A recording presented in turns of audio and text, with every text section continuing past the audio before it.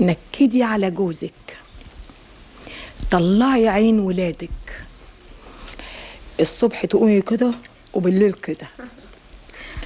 يقولك البسي ابيض تلبسي له اسود، عايز مسقعه تعملي له باميه، بحب السريس تقولي له بحب الجعضيد، تعالي نخرج ما بخرجش، كلي،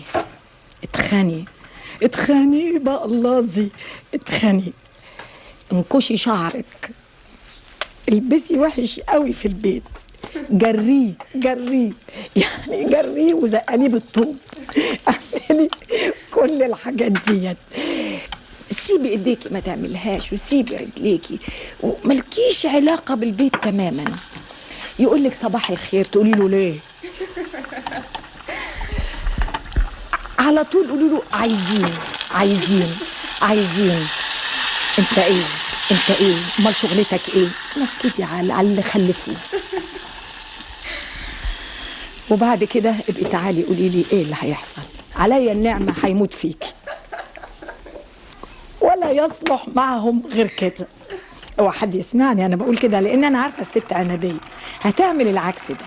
تمسوير، الفقرة دي ملكك وهتكون بينك وبين السادة المشاهدين، بس خلي بالك أي كلام هتقوليه دلوقتي هيكون على مسؤوليتك الشخصية. اتفضلي. هاتي يا حبيبتي ولا يهمك. امسكه أنا ولا تمسكي؟ همسك أنا. امسكي أنت حرة. مساء الخير. عايزة أقول لكم حاجات كتير قوي للست، لأن هي نص المجتمع. هي دلوقتي مش نص المجتمع، 3/4 المجتمع. نكدي على البيت كله، ما تضحكيش يا منى لو سمعت. نكدي على جوزك، طلعي عين ولادك، الصبح تقومي كده وبالليل كده.